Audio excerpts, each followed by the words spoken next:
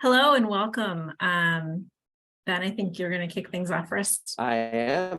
Hello, and thank you for joining us today for the debut of the 2023 Federal Policy Blueprint from the Carbon Capture Coalition. My name is Ben Finzel. I'm president of Renew PR in Washington, D.C. For the past 7 years, I've had the pleasure and privilege of supporting the Great Plains Institute and Carbon Capture Coalition staff on communications. Over the next hour, we're going to share insight and information about the carbon management policy agenda for the 118th Congress. This agenda is outlined in detail in the new Federal Policy Blueprint, which can be found online on the Coalition website at www.carboncapturecoalition.org. We're going to hear from 2 Coalition members a bit later, and then we'll have time for a live Q&A with our audience of media, Coalition members, and others. But first, I'm very happy to introduce Jessie Stolark, the new Executive Director of the Carbon Capture Coalition. Jessie will share welcome remarks and an overview of the blueprint, and then she'll introduce our special guest speaker, our first one today, U.S. Energy Deputy Secretary David Turk. Welcome, Jessie. Go right ahead. Thank you, Ben. Hello, and launch of the Carbon Capture Coalition's 2023 Policy Blueprint, which outlines a roadmap of pragmatic policy, regulatory, and implementation-related activities for the 118th Congress and the administration as they support the responsible scale-up of the carbon management industry in timeframes that enable meeting net zero emissions targets and climate goals by mid-century. So as Ben mentioned, I am Jessie Stolark, the Executive Director of the Carbon Capture Coalition, a nonpartisan collaboration of more than 100 companies, unions, conservation and environmental policy organizations, all working together to build federal policy support to enable economy-wide commercial scale deployment of carbon management technologies. A broad and growing group of bipartisan policymakers and a diverse set of stakeholders from industry, energy, and technology companies, energy and industrial labor unions, and conservation, environmental, and energy policy organizations support carbon management as an available and essential tool among a diverse set of solutions to meet mid-century climate goals, strengthen and expand a high-wage job space, and support domestic manufacturing and energy production. So today, I'll give you a brief overview of the 2023 Policy Blueprint, including some near-term policy recommendations for the 118th Congress as they consider further support to ramp up deployment for carbon management technologies in this crucial decade.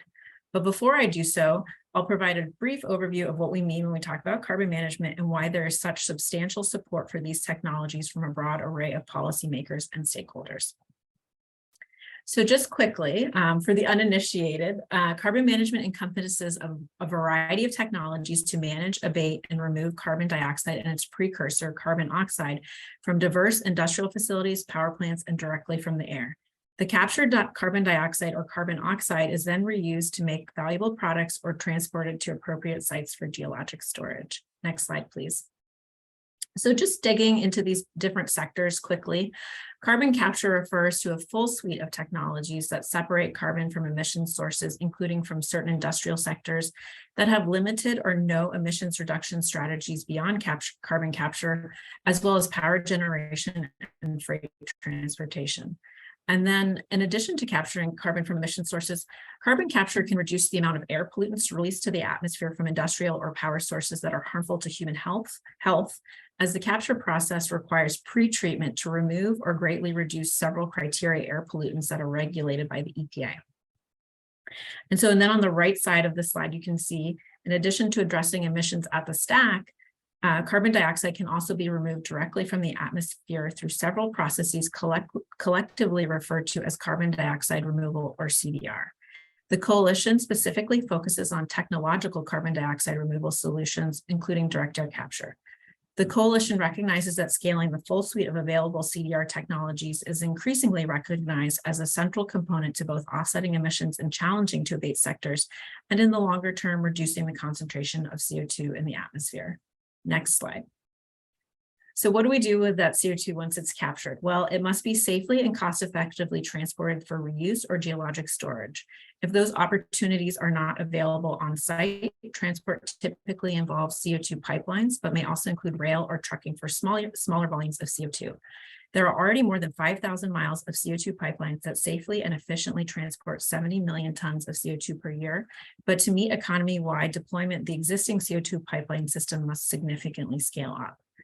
And then on the right here, we see carbon reuse, which is the conversion of captured carbon to produce valuable commercial products, such as low and zero emissions fuels, building materials, and other products that greatly reduce greenhouse gas emissions as compared to products or processes that are typically derived from fossil fuels. Next slide, please.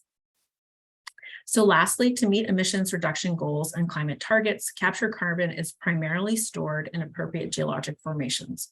Once transported to storage sites, compressed CO2 is injected deep into suitable geologic formations, typically over a mile underground. Suitable storage locations are separated from underground sources of drinking water and occur below impermeable rock layers that ensure the CO2 is permanently trapped in the target formation. Large-scale geologic storage of CO2 is well understood, with the United States having some of the most abundant and well-characterized storage capacity. The ability to inject and safely store CO2 deep underground is regulated by the Environmental Protection Agency's Underground Injection Control Class 6 program. Next slide. So after that whirlwind tour of the how and what carbon management is, I'll tee up a little bit of the why, which is why we see such tremendous support for these technologies. I mentioned 2030 as a benchmark, and 2030 is widely seen as a critical near-term benchmark for meeting mid-century climate targets, because technologies and strategies for meeting these 2050 goals need to be commercially available and deployed at significant scale by the end of this decade. And so in a report released actually just last week, the International Energy Agency outlines credible pathways to meeting the 1.5 degrees Celsius goal. According to IEA, global net zero pledges would hold warming to 1.7 degrees by 2100. And this report outlines what needs to happen in the near term to keep 1.5 degrees within reach. So even if clean energy technologies such as renewable energy are aggressively deployed, deployment of carbon management will still be crucial to reach these goals. And so IEA estimates that the current pipeline of projects for carbon management will deploy about 300 million metric tons of CO2 abatement by 2030. However, to maintain these 1.5 degree goals, the current pipeline of projects needs to grow fourfold by the end of this decade to capture 1.2 billion tons of CO2 per year from industry, power, and directly from the atmosphere. Luckily, the US has taken a leadership role in developing these essential technologies for the heaviest emitting sectors and can provide these technologies globally so that we can keep these climate goals within reach. Next slide, please. Additionally, widespread deployment of carbon management technologies is an essential tool to preserving and expanding a high-wage job space in key sectors across almost every state in the United States. Carbon management projects have the ability to provide some of the most desirable energy and infrastructure-related jobs in the energy transition, as they largely employ skilled trades, which typically pay above average wages as compared to the average in regional economies. These jobs are family-sustaining jobs that collectively form the backbone of many local economies across the nation. And I'll just underscore that this combination of climate necessity and economic and jobs benefits fosters broad, deeply bipartisan support for carbon management technologies that is unprecedented in US climate and energy policy. Next slide, please. So where are we today with carbon management? We are at an exciting inflection point. Already, there have been 120 publicly announced carbon management projects since the 2018 bipartisan reform and expansion of the 45Q tax credit. These projects span industry, power, direct air capture, as well as transport and storage projects. And thanks to recent historic investments in this portfolio of technologies from Congress, we anticipate the pace of project announcements to continue to tick upwards in the coming months. Next slide, please.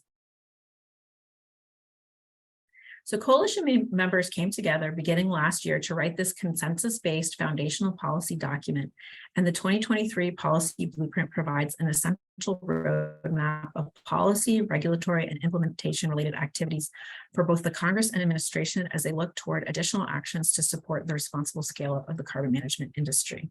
Next slide, please. So a number of targeted actions at the federal level are needed to realize the full potential of the carbon management industry to help catalyze the growth and expansion of the industry as envisioned with recent enhancements to 45Q. To that end, the blueprint offers a comprehensive and common sense vision for Congress and the administration as they look to further support the deployment of these technologies to meet our shared objectives. Next slide, please. So when you go to our website to read the full blueprint, you can read more about our recommendations, but they broadly span the following categories: ensuring that the recently enacted supportive policy ecosystem for carbon management is properly implemented at the federal level, coordinated actions to further ensure benefits from project deployment flow to affected communities and workers. It includes enacting demand-side policies to incentivize commercial production of products and services sourced from the broad array of carbon management industries, as well as providing federal resources for the development of less commercially mature and next-generation carbon management technologies, strengthening the existing 45Q tax credit to ensure the program's viability and success as Congress intended, and enabling the appropriate transport and storage of CO2 by swift and coordinated federal action. You can go to the next slide, please. So building on the policies enacted over the course of the last several years, the 118th Congress now has the opportunity to reinforce and grow the role of American leadership in the development and deployment of these technologies. Therefore, it is essential that bipartisan legislation introduced this Congress include key coalition recommendations advocated for in the blueprint. Near-term priorities for the coalition include providing additional resources for next-generation technology deployment, building off the historic investments made by the Bipartisan Infrastructure Law, as well as subsequent appropriations, year-over-year increases to annual research and development funding. These investments, though, should not be seen as a high watermark for investment, but rather as providing the building blocks for establishing an even more ambitious level of federal policy support. The next is providing further small-scale adjustments to the 45Q tax credit, which will be necessary to ensure investment certainty and business model flexibility. This includes indexing 45Q for inflation prior to its current inflation indexing start date, which is 2026. Already much of the value increase realized in recent 45Q enhancements have been eroded due to significant inflation in both capital goods costs and energy price increases. It also includes creating parity between carbon utilization credit level and those associated with geologic storage. And not last but not least is prioritizing steps to enable CO2 transport and storage infrastructure. So now with the supportive portfolio policies largely in place, commercial scale deployment of carbon management technologies requires the robust and responsible build-out of an interconnected nationwide network of carbon dioxide transport and storage infrastructure. There still remain challenges to deploying these technologies economy-wide, including lengthy permitting timelines and the need for additional guidance for varying CO2 transport and storage projects, among others. And this build-out, so I think that's the end of my presentation as far as the policy recommendations contained in the blueprint. And I'm looking to see if we have our next guest here. We do not yet. He's on the way. He's a little delayed. So I think what we'll do is we'll just jump into a conversation with our other two special guests, if you don't mind, Jesse. Jennifer Holmgren, the CEO of LanzaTech, and Shannon Hike-Williams, Associate Vice President of Climate and Energy at the National Wildlife Federation. So welcome to both of you. Thank you so much for joining us today. Glad to be here. Thank you. Thank you for having us. To begin, I'm going to ask each of our guests to introduce themselves and their organization and talk a bit about the value they get from their participation in the coalition and sort of what they think about the blueprint. I'm going to start with Jennifer and then go to Shannon.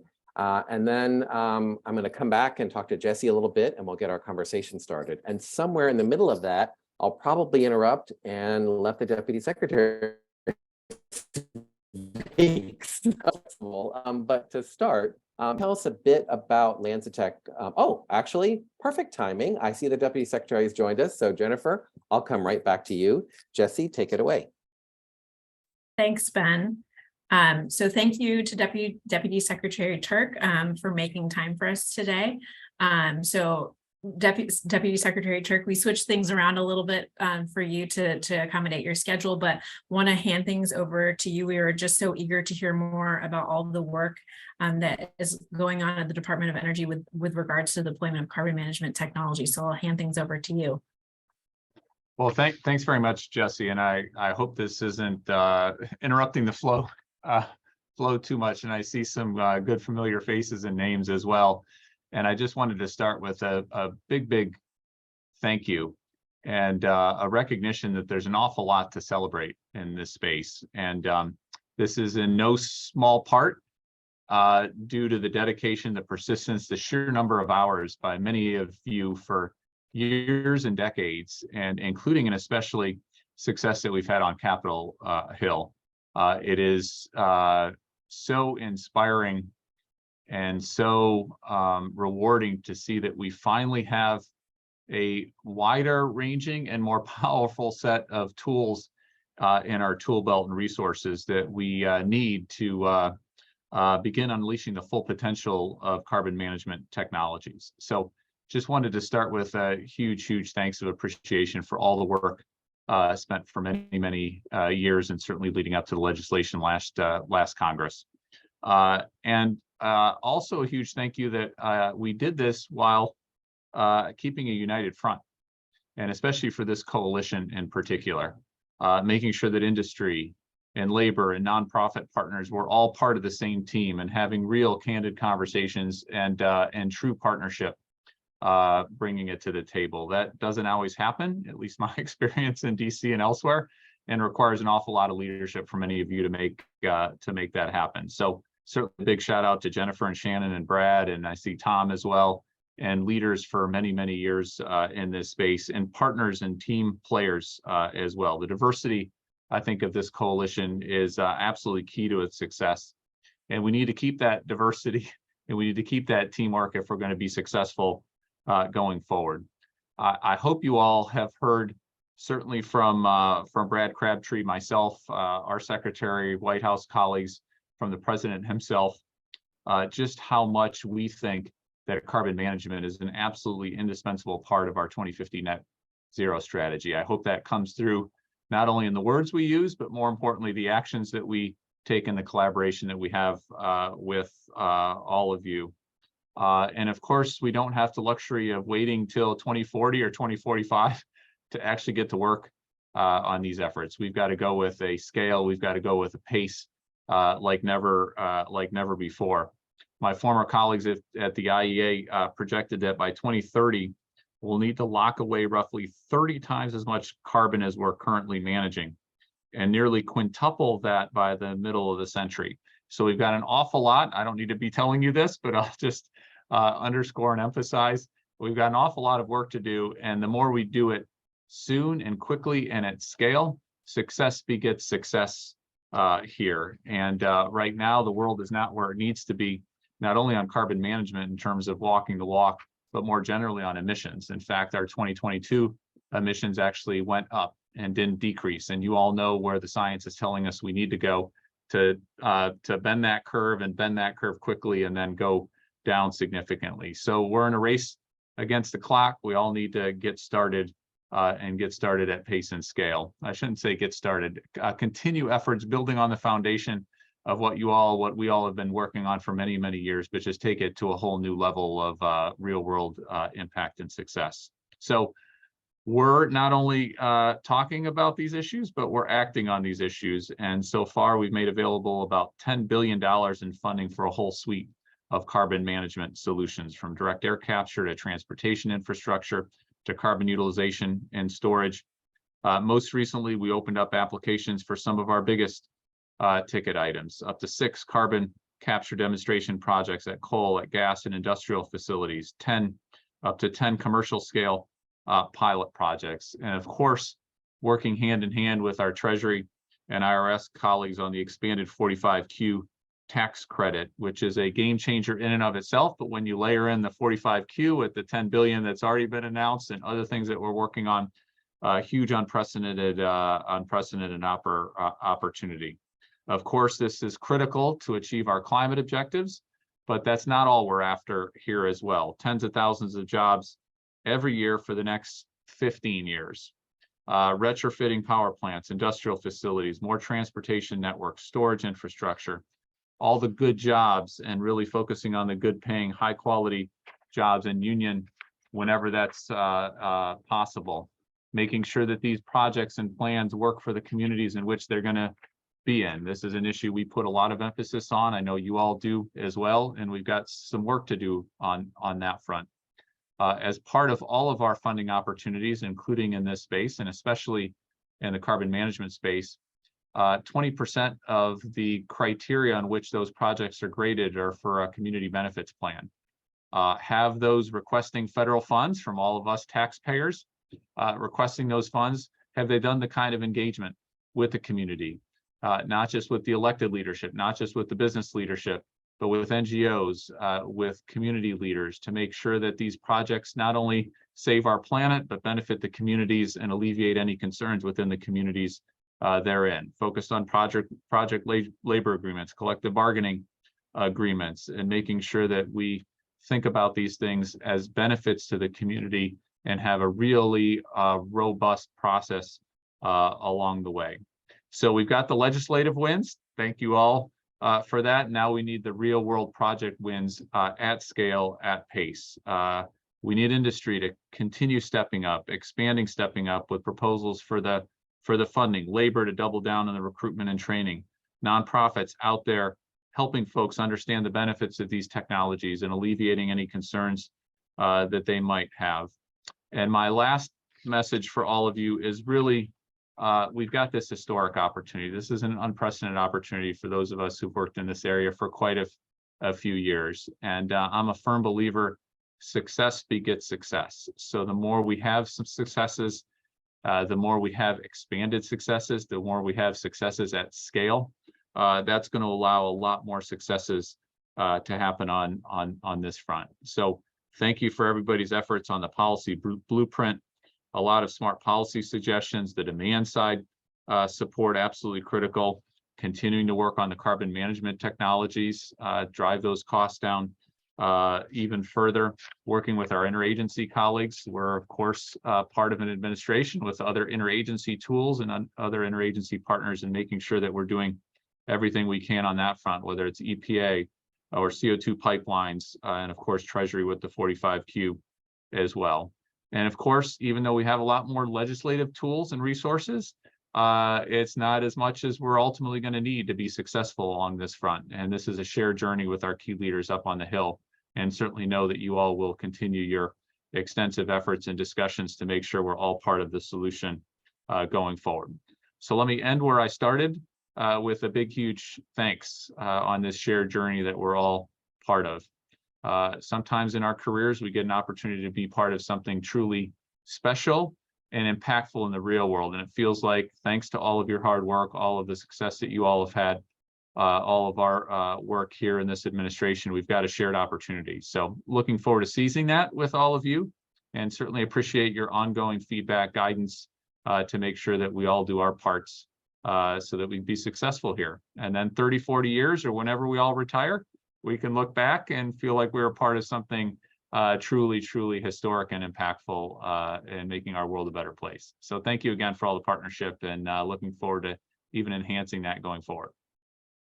Thank you. Thank you, Deputy Secretary Turk. And thank you so much for making the time for us today, and just all the work that is occurring at DOE and the work of your colleagues to deploy carbon management technologies. You know, I know that your colleagues at DOE are working so hard, and all the work that DOE is doing in this area is really exciting, and we're watching it closely and continuing to engage with the agency. Just so that, as you said, we can, deliver on not only the emissions reduction benefit of these technologies, but the jobs potential and the community benefits. So again, thank you for joining us here today, and we just look forward to continuing to work with Department of Energy. Well, thanks, Jesse. Thanks for all that you're doing, and thanks for everyone's individual efforts, but even more importantly, working together. There's an awful lot we can get done, and I think this is a terrific case study of folks in a variety of different professions, walks of life, different sides of the aisle, working with folks all across the spectrum up on the Hill. It's truly, truly impressive. Thank you. All right. Thanks, everybody. Great to be with you. Thank you, Jesse, and thank you so much, Deputy Secretary Turk. I can say, as a former DOE employee, I can only imagine how much work they are doing, to Jesse's point, and how much is being accomplished in a short amount of time. It really is remarkable to watch, and certainly we all appreciate it. So now I'm going to have Jennifer and Shannon come back, and the four of us are going to have a nice conversation about the blueprint before we get to the Q&A. And a reminder about the Q&A, some folks have already started putting questions in the Q&A. That's wonderful. If you do have a question, whether you're a reporter or a member of our coalition and you'd like to ask a question, please just put it in the Q&A box. Or if you'd rather ask it in person, you can use the raise hand feature when we get to the Q&A in a little bit, and we'll call on you.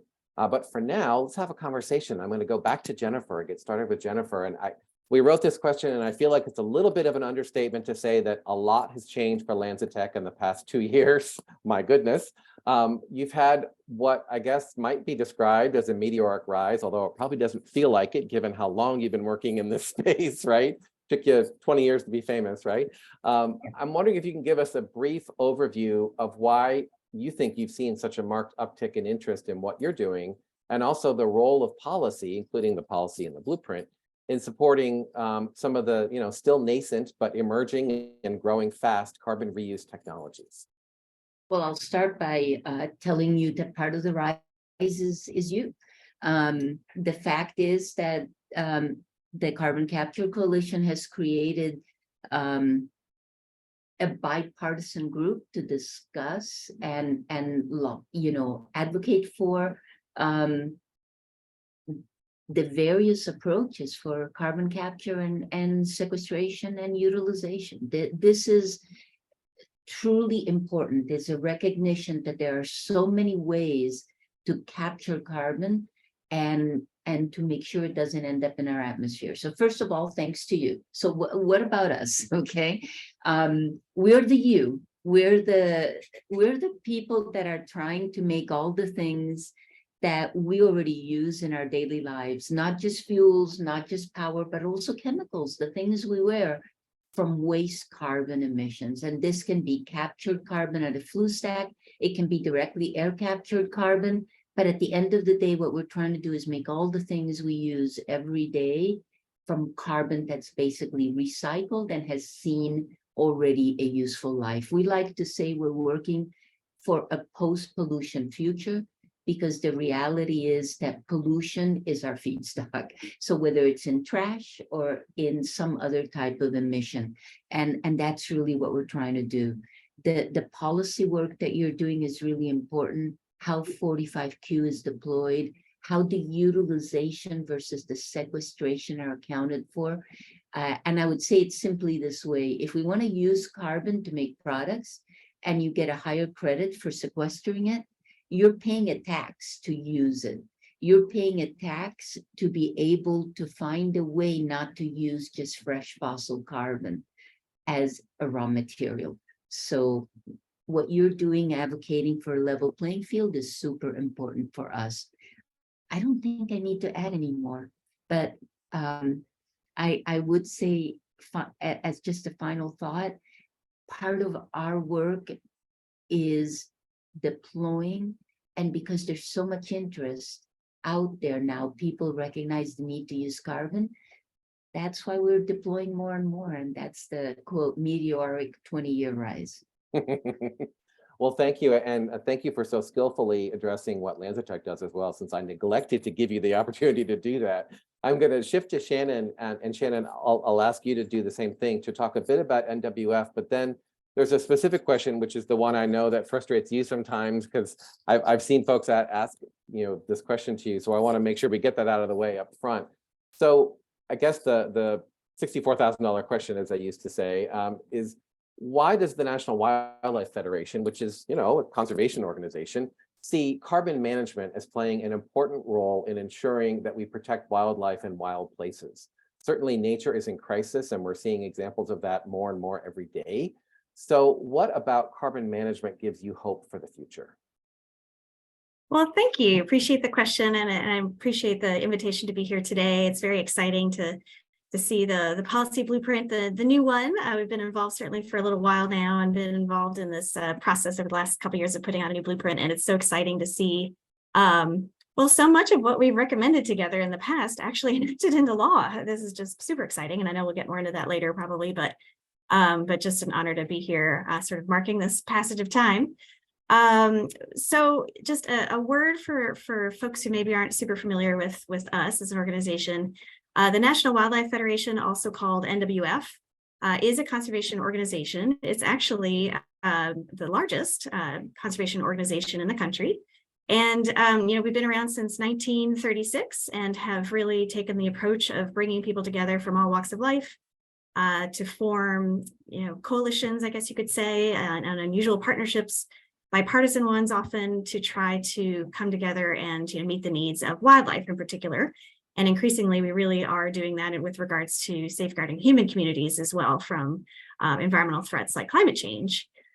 So we're a pretty trusted organization that, can represent everyone from a hunter or angler or a backyard birder, outdoor person, who likes to go canoeing and hiking, to, more of the kind of standard environmental advocate, others who maybe have more conservative sort of values about the role of conservation and sort of its place in our nation's heritage and history.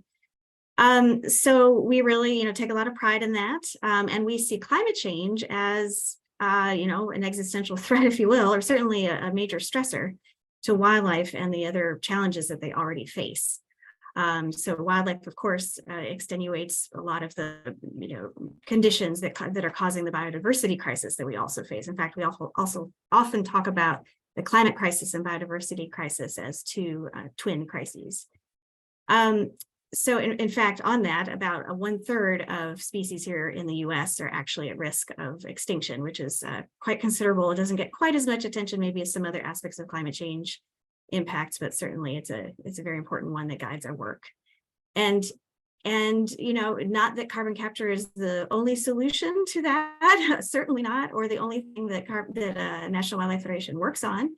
But we see, thanks to the guidance and really sort of the clarion call from the Intergovernmental Panel on Climate Change, we really need to consider closely all possible ways to address climate change. This is just a full-scale effort at this point, to look at all things that might reduce emissions or remove emissions from the atmosphere. And that's another important thing for folks to think about during this whole conversation, is we're also at the point now with climate change, and certainly will only increasingly be at this point, where we have an excess of carbon dioxide in the atmosphere and need to actively take steps, in addition to planting trees and restoring our wetlands and other natural solutions, to turn to technology to actually pull some of that excess CO2 out of the atmosphere, to give us more time to adapt and to take other strategies as part of a full suite of approaches to climate change. So in the carbon capture space, we're probably most excited and also anxious for progress on the industrial side. As many folks might know, whereas there are alternatives often in the power sector in terms of renewable energy and other sort of zero carbon sources, to help make for kind of a variety of options there that are also low cost. Some industries, especially cement and steel, ones like that are just inherently carbon intensive, there are very few ways to actually reduce carbon emissions from those industries. And so we are really eager to see the government support that has come through the two most recent, or three, depending on how many you're counting, many pieces of legislation. But know that even that is probably just a big sort of, it puts us at the starting line and maybe just off the starting blocks, but we know that there's a lot more work to do there. But it does give me hope. I feel like we're at a point where we're past debating about whether climate change is real and do we need to address it or not, knowing that we definitely do. And now we're just sort of in the details of how to do it right and what does implementation of really important investments look like, which is a very exciting place to be. Well, thank you. If we didn't realize we were all interconnected before, we certainly should now, given all the coverage and the stories we're seeing, some good and some bad. And I will point out, it's just wonderful from growing up with Ranger Rick to now seeing NWF in this leadership role that you've been in for quite some time, and it's really a joy to work with you. I'll also point out, you referenced 3 bills, and I think you were referring to the Bipartisan Infrastructure Law bill, the Inflation Reduction Act, IRA, which everyone hates because we're giving them names. And I think also the Chips and Science Act, right? That was the third one. So if folks are interested in those, you can go to the Carbon Capture Coalition website and see statements on all of those from last year at carboncoalition.org. But now, speaking of the Carbon Capture Coalition, first time as executive director, we get to ask Jessie some questions. We've asked her a lot of questions over the years, but first time as our new fearless leader, which is wonderful. So Jessie, as someone who leads a group as diverse as the Carbon Capture Coalition, as we've heard from both Jennifer and the Deputy Secretary, what is the common thread that brings all of these organizations to the table to work in common cause on carbon management policies? Can you tell me some of the coalition's biggest successes and also some of the obstacles? Sure. Thanks, Ben. So yes, the Deputy Secretary and Jennifer touched on this, but so the coalition, we're now in our second decade, and we convene an incredibly diverse group of organizations and individuals. And the common thread that really brings everybody together is they all agree that deployment of carbon management technologies is crucial to deploy, because, and we bring people to the table for a lot of different reasons. So long as you believe in the importance of deploying carbon management technologies, your top priority can be climate mitigation. It could be supporting domestic energy production and manufacturing, or it could be preserving jobs at existing facilities and expanding a high wage job space. But really, it's that central role and view that folks take on the deployment of carbon management. Absolutely, I would say our biggest success is still the revamped and expanded 45Q tax credit in 2018. It was before my time actually with the coalition, but my understanding is that our members really did labor in the wilderness for 7 years before those enhancements and expansion was enacted. And that was really before, as I think Shannon mentioned, there was this more robust narrative around the importance of carbon management and its contribution alongside a portfolio of solutions to address climate change. But that success quickly translated into the success we saw more recently with the Bipartisan Infrastructure Law and the recent 45Q enhancements, is because what happened after the Future Act, there was tremendous interest from project developers, but also a very quick recognition and realization that there was additional changes that needed to be made both to the 45Q tax credit, and then there was also a need for additional research, development, and deployment funding, and kind of as the Deputy Secretary talked about, kind of these things coming together in concert. Thanks for that, Jesse, and congratulations again. It's been a couple months, but congrats. So a couple general questions for the three of you, and you can take turns answering them however you want to.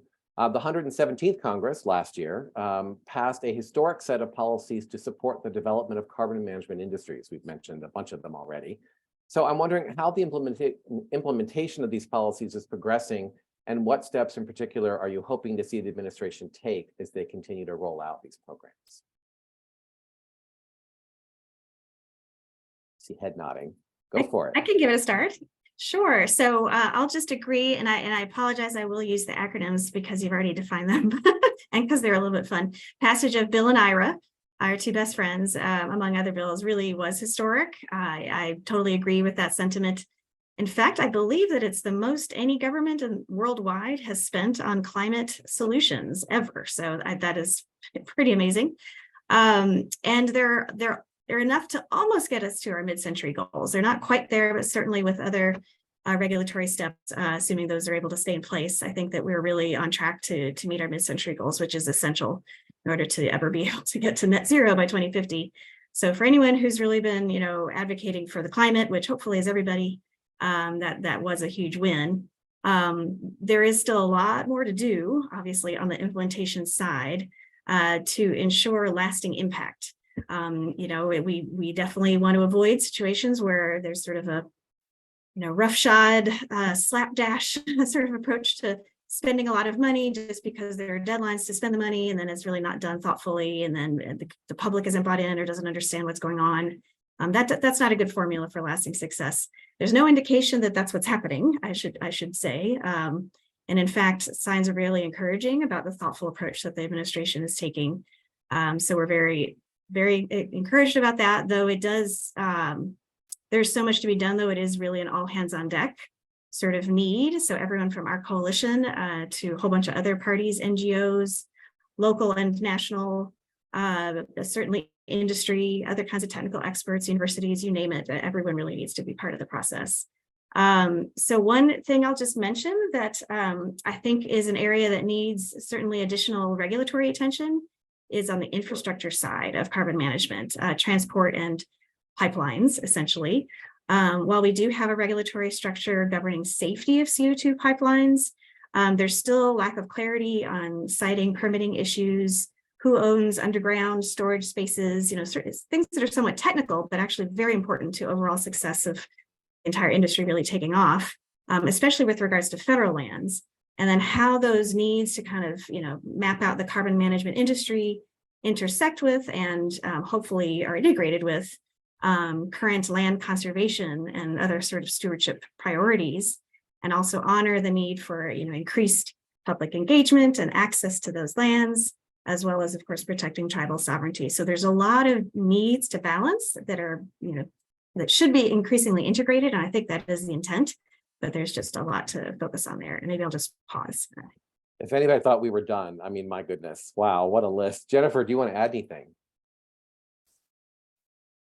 Yeah, I think I'll add a couple of things. First of all, I think on the side of what Treasury and IRS are doing, my hope is that it is done in a way that is technology neutral, where the hydrogen comes from and its life cycle are what's considered, rather than a very focused, it's got to be done in a very specific way, because that's how you close the door to innovation and new ideas. How does gasified biomass, for example, hydrogen derived from that versus green hydrogen, what do we use first, what do we use second? So I hope they're very thoughtful in how they do it. The second thing I would say is, wow, I am just gonna confirm what Shannon said about the IRA bill. This is the first time that I can remember where I've seen a race to the top rather than a race to the bottom. It's actually governments across the world seeing the IRA as potentially giving the United States a technology leadership position and a real hold on this new carbon economy that will create jobs and leadership and innovation. And so everybody's trying to do something similar, right? So for the first time, everybody's trying to outdo each other rather than, like I said, racing to the bottom. I'm so grateful for all the people that contributed to creating that ecosystem here in the United States. It's a game changer. It's a game changer. Well, as the Deputy Secretary said, success begets success. And I think you just gave us an example of that. So one more question, then we're going to go to the open Q&A. We've talked a lot today about the coalition strength being in its diversity, both sectoral diversity, political diversity, just all kinds of diversity in terms of the broad swath of organizations represented in the coalition. So now that the coalition has helped to enact the most comprehensive portfolio of bipartisan policies for the deployment of carbon management technologies in the world, as we've discussed, what are each of you looking forward to working with your fellow coalition members on over the course of this Congress? Anybody can start. I could go first again. Yeah, go for it. A nice segue from what you two were just talking about. Yeah, okay. Well, there's several things. I've certainly gotten great value from working in the coalition in a number of ways. One of those is certainly to be able to work closely with true technical experts, people in industry who have dealt with very similar sorts of questions in their line of work and have very practical experience to lend to discussions. So that, I think, is tremendously helpful. I also have found, my colleague Simone Stewart too, from NWF, that it's a great place to increasingly have conversations about sort of best practices of community engagement, how to consider environmental justice needs in a lot of the communities that may actually end up hosting some of these industries, especially on the carbon capture side, which is inherently about applying or retrofitting an existing industry with a pollution control technology, essentially. And so it's a great opportunity to talk with people who directly engaged and also who have a lot at stake in the outcome and wanting it to be successful.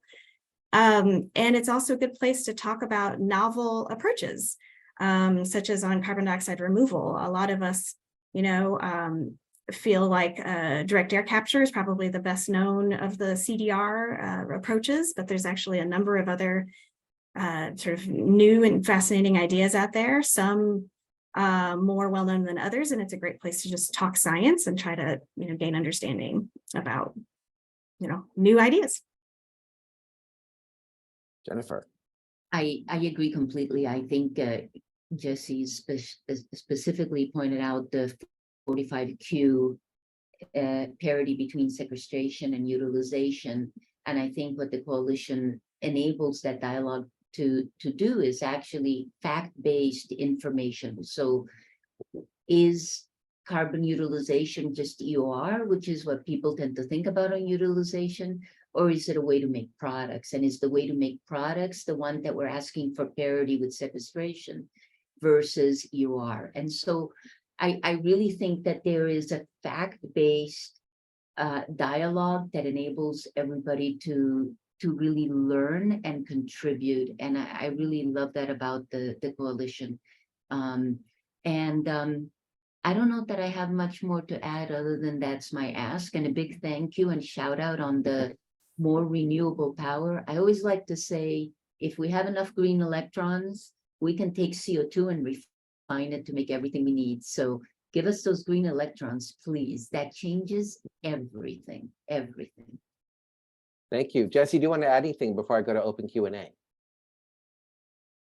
Well, Ben, it's an interesting position to be in because, of course, you know, the coalition staff, we kind of take our direction from the membership, but I would certainly echo, you know, what Shannon and Jennifer said. And in terms of some of our near-term priorities, just looking forward to working with our members more on the implementation side, but then also, you know, one thing that we do really well is education and joint convening, and just going up onto Capitol Hill with our members and, you know, telling the really important story about carbon management, especially with all the new lawmakers this Congress, and really bringing them into the fold of carbon management and just helping them understand why these technologies are so vital, not only for climate mitigation, but for all of the other reasons that we've talked about today. Well, thank you for that. So I'm going to jump into the Q&A now and make sure we have some time for questions from the audience.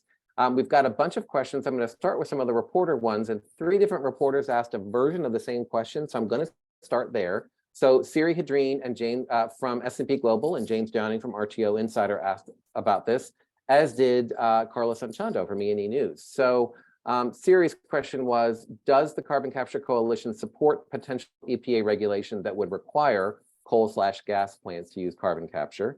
James asked, will the reported EPA rule be a good thing for this technology? Very similar question. And Carlos kind of brought it all together and said, the Biden administration's EPA is set to issue power plant rules that lean on carbon capture technology. How consequential is this, and why haven't we seen more carbon capture applications on US power plants? So who wants to go first?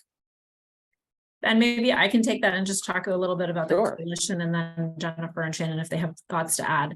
So what I'll say is, you know, the coalition, we have been primarily focused on enacting market-based incentives to deploy carbon management technologies. And because we are a consensus-based member organization, we can't comment on the forthcoming regulations from EPA until we can see them and have a discussion with our membership, since we don't have a previously established position. That said, I really want to underscore that our members agree that deploying carbon capture technologies in the power sector is absolutely critical to reducing emissions, as well as providing affordable, reliable baseload power in a deeply decarbonized energy grid.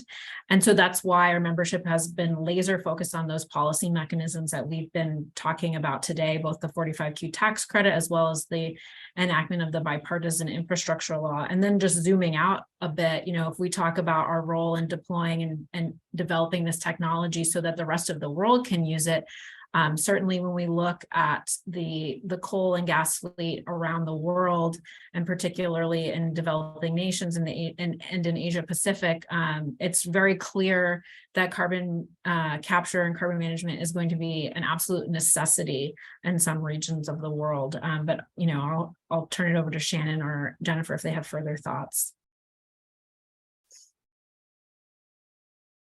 Nothing to add from my side.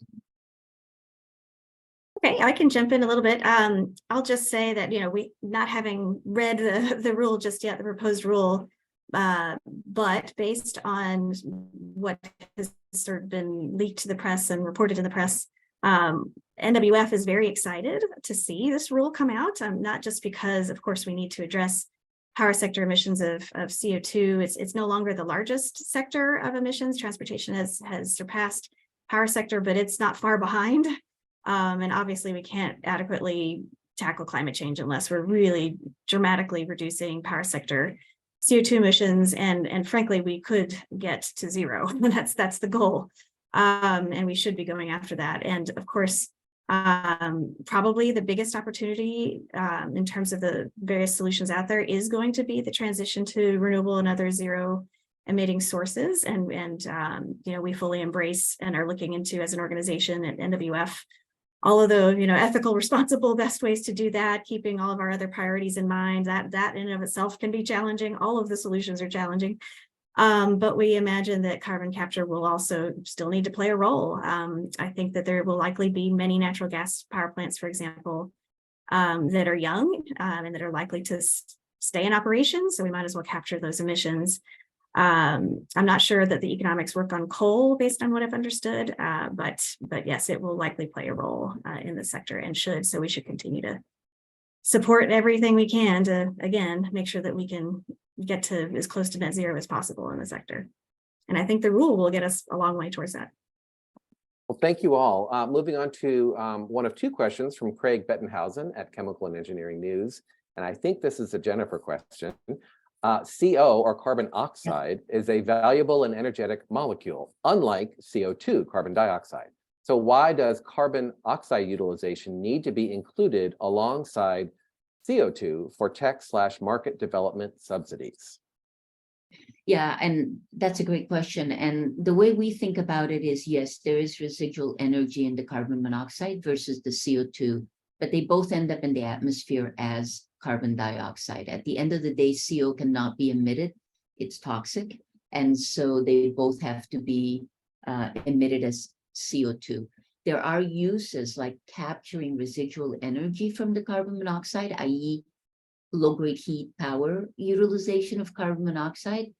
Honestly, the use of carbon for power is what we're trying to avoid here, right? We're trying to go to renewables, and carbon should be reserved, in my mind, for chemicals, for fuels, for things that require carbon versus things that we already know, like renewable power, are available without the use of carbon. So it's about driving a systems change where carbon pollution or carbon resources that have already seen some type of use get a second lease on life, shall we say, in the production of power, of products other than just power.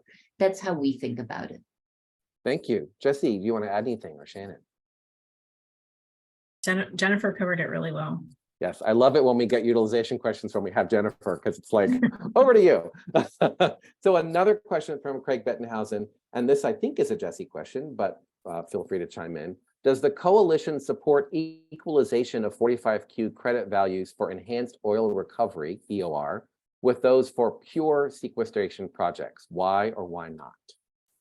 Sure, I'm happy to take that one. So, we didn't talk about it. We talked about the idea, but the specific piece of legislation that, we're referring to today is the CCU Parity Act, which was introduced this Congress. It's bicameral, it's bipartisan. And what it does essentially is it provides equal value to carbon reuse applications like Jennifer is talking about for products with storage, and so it's enhanced oil recovery did see a significant bump up in the recent 45Q enhancements. But the thing is that carbon reuse is still a very nascent set of technologies, and enhanced oil recovery is a very well understood commercial practice. There's commercial markets for it. And so that's why the CCU Parity Act would essentially create that parity between geologic sequestration and reuse pathways. Thank you. Anyone else want to chime in before I move on? So another question from Fiona Macharo. Would you consider the solid carbon from methane pyrolysis a form of carbon capture? That's a technical question, going back to Jesse's first comments. I can try to answer that. So the coalition, we focus primarily on those activities that are incentivized by the 45Q tax credit. So we recognize that there are just tremendous and really exciting applications that may not currently be incentivized by the 45Q tax credit. And my understanding is that a solid form of carbon oxide, like carbon black, currently would not meet the definition of a qualified carbon oxide under the 45Q statute. But that's not to say that it doesn't have, value as a kind of a technological or emissions reduction tool. It's just not necessarily something that we're specifically focusing on.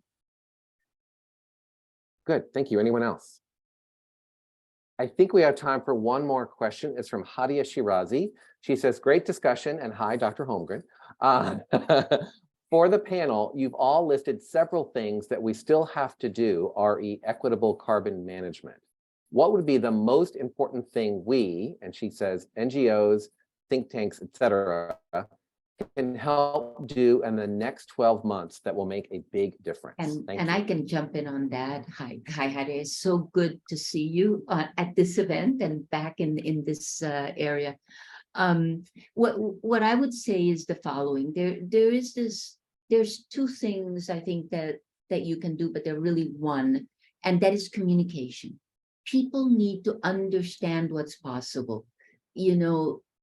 What is happening on technology, what's available today, what will be available in the future that we're working towards, and how do we step our way into it? There's a lot of perfect being the enemy of the good, and a lot of people, especially outside of those that are familiar with the space, focus very much on the unicorn. And we aren't going to bend the curve just focusing on the unicorn. And so explaining the steps and what we can do today. So communication, I think what everybody can really help on is communication, which will then drive a movement to adoption of new approaches that will create the new carbon economy, that will create jobs. So that's what I would say. Thank you. Yeah, Yeah. I'd like to chime in. I fully agree with Jennifer on that. I think communication of all kinds is just essential. I think for a while, just by necessity, a lot of the communication effort has been towards policymakers because there was this opportunity. But now on this and on so many things in sort of the climate solution set, we really need to turn outwards and look to the communities where we're going to be implementing a bunch of newfangled stuff, and a lot of it in the technology space, some natural climate solutions too, but we need to really be part of a big effort to just talk about it, demystify a lot of these things, talk about the potential for communities and help advocate for communities to demand certain benefits from these projects. These projects should not just be placed somewhere, but actually, be integrated into a community so that wants it and that can benefit from it directly. And then a little bit more specifically, what I would say is we all need to understand a lot better the so far encouraging signs about air quality and other environmental benefits of carbon capture. Research is showing that we could have significant reductions in conventional air pollution, which is, of course, a major health threat in certain areas more than others. Often those are kind of disadvantaged and minority communities. If this actually has the potential, the set of technologies to improve life for people in terms of their health and the air they breathe, we need to really understand that a lot better and make it clear and communicate about it. And if there are risks, be honest about that too. So I think, in addition to just education, transparency, understanding impact, monitoring, reporting, and verifying all of the above, and being very clear about everything that could be outcomes of these projects, and then demand the best outcomes we can from them too. Thank you. Jesse, you get the last word.